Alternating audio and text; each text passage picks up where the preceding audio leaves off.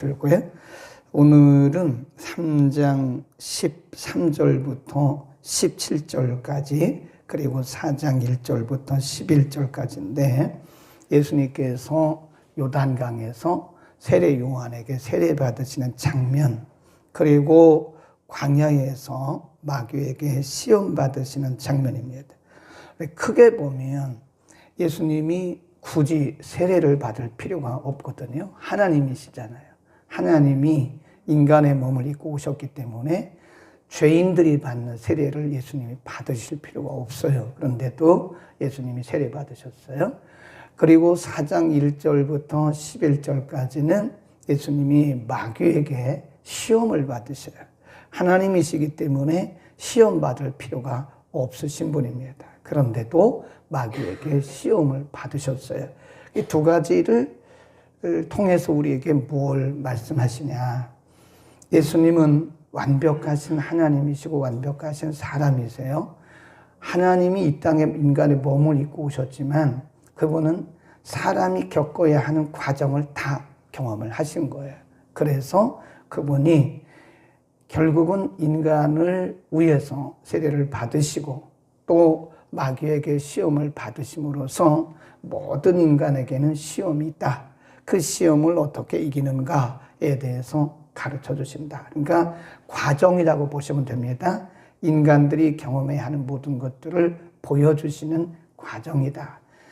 예수님이 세례를 받으시러 요단강으로 가십니다. 그러니까 세례 요한이 깜짝 놀라요. 14절 요한이 말려가로되 내가 당신에게 세례를 받아야 할 터인데 당신이 내게로 오십니까? 당연히 놀라죠. 아니, 인간인 자기가 그 예수님에게 세례를 받아야 되는데 예수님이 세례 요한에게 세례를 받으러 오니 얼마나 놀랐겠어요. 그러니까 그때 예수님이 하신 말씀을 잘 보셔야 돼요. 15절 예수께서 대답하여 가라사대 이제 허락하라. 우리가 이와 같이 하여 모든 의를 이루는 것이 합당하다 그랬어요. 그러니까 인간적인 순서나 인간적인 정황으로 볼 때는 사실 세례 요한에게 예수님이 세례를 받는다는 것은 있을 수도 없는 일이죠. 그런데 예수님은 하나의 과정이기 때문에 이제 허락해라 이렇게 함으로써 우리가 하나님의 의를 이루는 것이 마땅하다라고 예수님 말씀해. 거기다 줄급시다. 이렇게 하여 이와 같이 하여 모든 의를 이루는 것, 이게 합당하다. 그러니까 이 과정입니다. 과정. 이 과정을 예수님은 무시하지 않으셨어요. 하나님이시다고 그랬잖아요. 빌립보서 2장 5절 이하에서 본래 근본 하나님이신 그분이 인간을 구원하시기 위해서 인간의 육체를 입고 오시는데 아주 낮고 천한 인간의 모습으로 오시는 거예요. 그것도 유대 땅 베들레헴 마구간에서. 예수님이 하나님이신 예수님이 인간의 모습을 입고 오시는 과정에서 화려한 왕궁에서 태어나지 않으셨어요. 그러니까 죄인들의 그 모든 것들을 다 경험하시는 과정이에요. 12살까지는 그 부모님과 함께 아버지 요셉의 직업이 목수입니다. 목수일을 도우셨다. 목수일. 그리고 사람이 겪는 모든 것을 다 경험하셨어요. 우리 이거를 과정이라 합니다. 과정. 예. 우리가 이제 어떻게 생각하면 우리는 천국 갈 사람들이고 우리는 천국의 법을 따르는 하나님의 법을 따르는 사람들인데 우리가 굳이 뭐 과정을 지킬 필요가 있느냐 이렇게 생각할 수 있습니다. 그런데 그렇지 않아요. 이게 과정입니다. 가끔 보면 이런 분들이 계시더라고요. 아이 뭐 우리 다 천국 갈 사람들인데 목사고 장로고 권사고 뭐 그런 직분이 뭐가 필요하냐고. 그런데 그 필요해 입으시는 과정에서 굳이 세례 받을 필요가 없는 거예요. 근데 세례를 받으심으로써 하나님의 의를 이루는 게 마땅하다. 그래서 누구한테 세례를 받아요? 세례 요한에게 세례를 받아야죠. 네, 예수님이 세례 요한의 사역을 무시하지 않으셨습니다. 너의 사역은 세례 주는 거야. 나는 너에게 세례 받는 게 맞다. 허락해라. 이렇게 하는. 그래서 우리는 이 신앙생활에서도요, 이 과정을 무시하면 안 됩니다. 꼭 이 과정을 지켜나가는 것이 예수님이 우리에게 본을 보여주신 것이다. 그 다음에 두 번째 주제 4장인데요.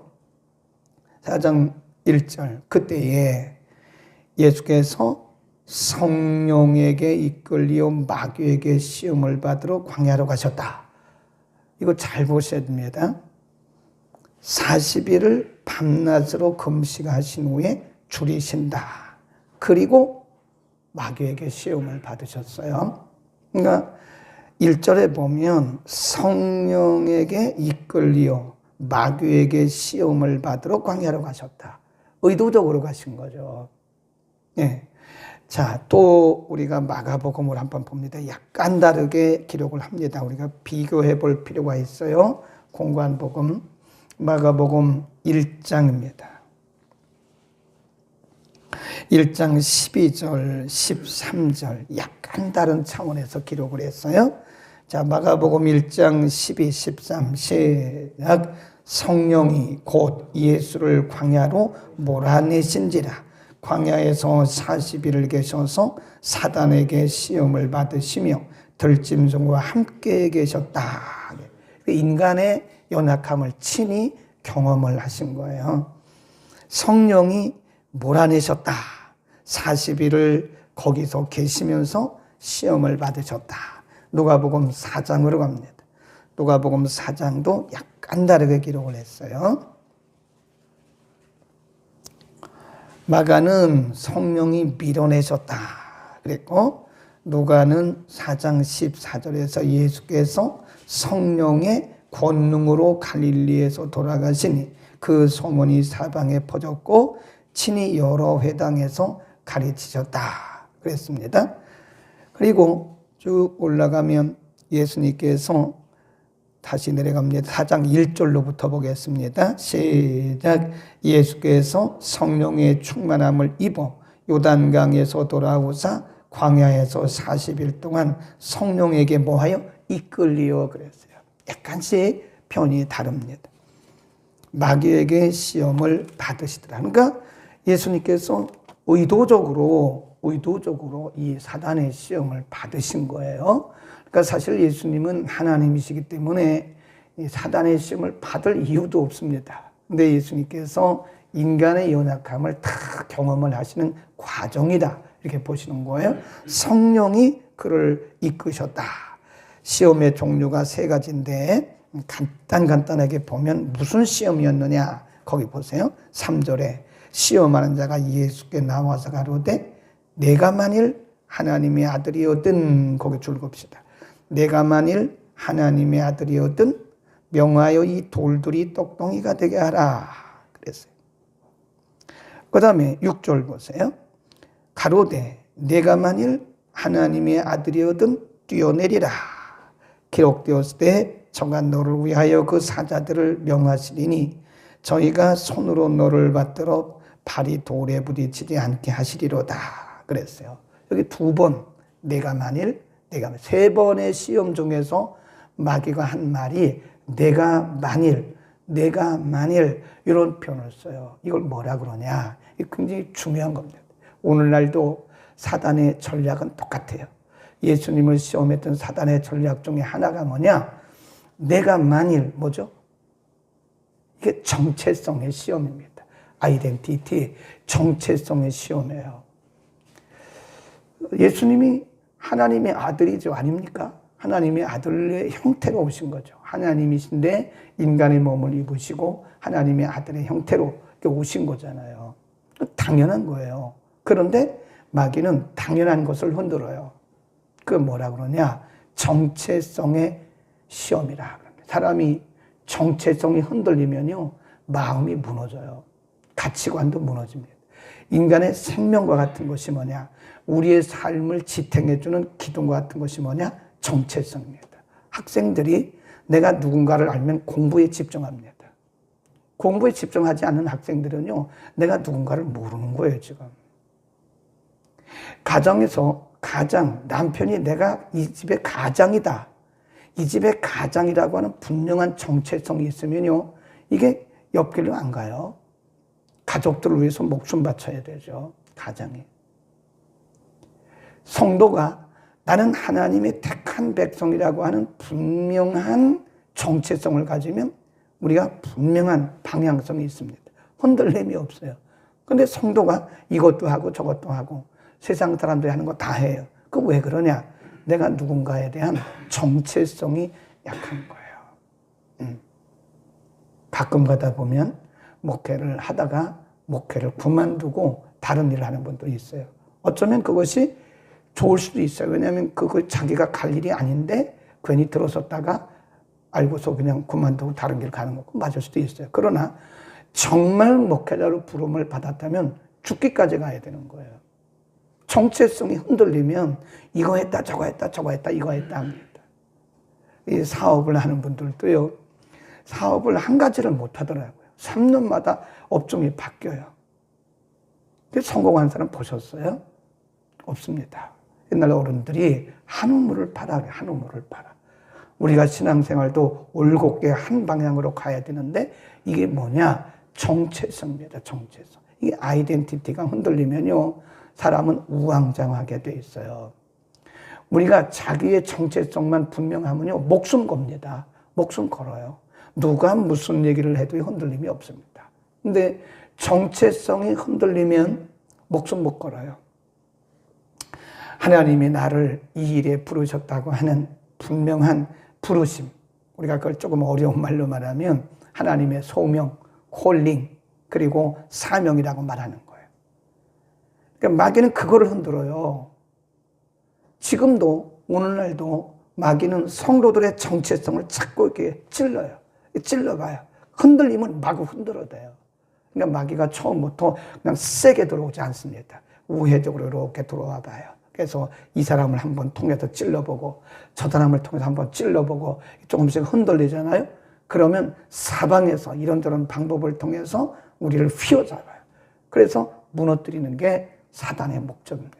사단의 목적은 우리 개인을 흔들고 무너뜨리고 가정을 무너뜨리고 교회를 무너뜨리고 그러는 거예요. 나라를 무너뜨리고 그러는 겁니다. 그래서 우리가 보면 이 정체성이 중요하다. 이 마귀가 참 정확하게 본 거예요. 내가 만일 하나님의 아들, 네가 진짜 하나님의 아들이냐? 그런 뜻 아닙니까? 네가 진짜 목사냐? 그러니까 사도 바울 보세요. 사도 바울이 기록한 바울서 신이 신약 성경 가운데 13권, 많게는 14권, 히브리서까지 보면 14권이거든요. 근데 히브리서를 뺀다 그래도 13권을 보면요. 사도 바울이 기록한 바울 서신의 서론에 항상 그가 한 말이 있어요. 뭐라 그러죠? 하나님의 뜻으로 말미암아 사도된 나 바울 그래요. 하나님의 뜻으로 말미암아 예수 그리스도의 종이 된 나 바울 이런 말을 해요. 꼭 이런 얘기를 했을까요? 고린도 교회, 갈라디아 교회 이런 교회들이요. 사도 바울의 사도권을 인정 안 했어요. 당신 무슨 사도야? 당신 누구에게 사도 인정받았어? 임명받았어? 당신 기독교를 박해했던 사람 아니야? 근데 바울은 분명히 다메섹 도상에서 성령의 음성을 듣고 부름받은 사람이에요. 그리고 그가 돌이켜서 사도가 된 사람 아닙니까? 그러니까 별 사람이 별 얘기를 다 해도요. 갈라디아서 1장에 보면 여러분이 나에게 아무리 그런 얘기해도 소용없다. 나는 어머니의 태로부터 이미 택정받아서 하나님의 뜻으로 사도가 되었다. 흔들림이 없어요. 사도 바울이 그렇게 끝까지 복음을 전할 수 있었던 것은요. 그분 부르심에 대한 정체성, 하나님의 콜링, 소명에 대한 분명한 정체성과 확신이 있었기 때문에 무슨 말을 듣고 어떤 어려움을 당해도 그는 포기하지 않았어요. 그러니까 정체성이 분명한 사람은요. 어려움이 와도 다 이겨냅니다. 어떤 말을 들어도 다 이겨냅니다.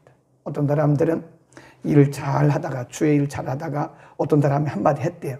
그게 사단의 공격인 걸 몰라요. 네. 그게 사단의 공격인 걸 모르고 그냥 포기하더라고요. 그러면 상급을 다 잃어버리는 거예요. 아니, 그 사람이 내 대신 천국 갑니까? 누가 무슨 말 한마디 했다고 그래서 여러분 선한 일을 포기하지 마세요. 그 사단의 전략일 수가 있어요.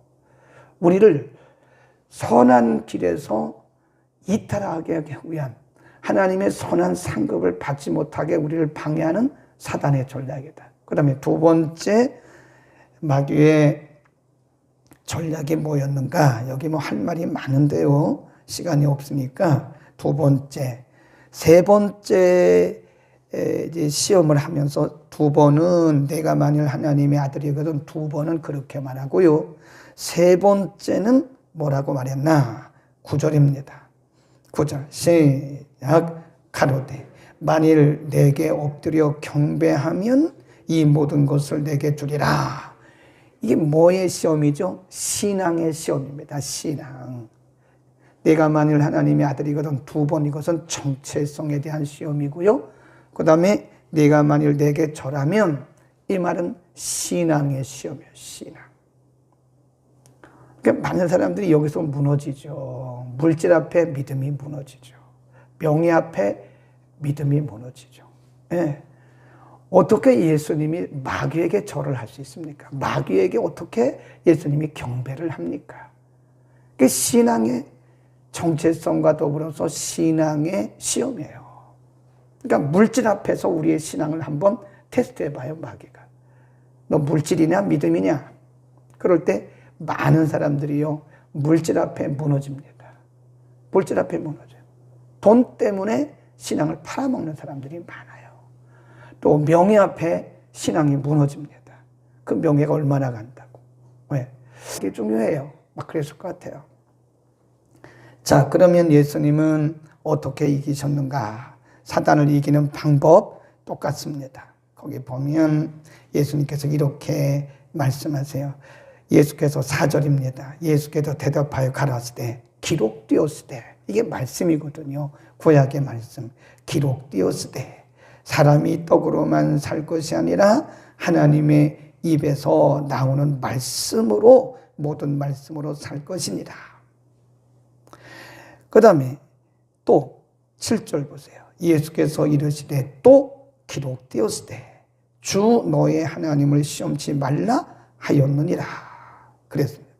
10절 이에 예수께서 말씀하시되 사단아 물러가라 기록되었으되, 세 번 똑같은 말씀을 하세요. 이게 뭘까요? 말씀입니다.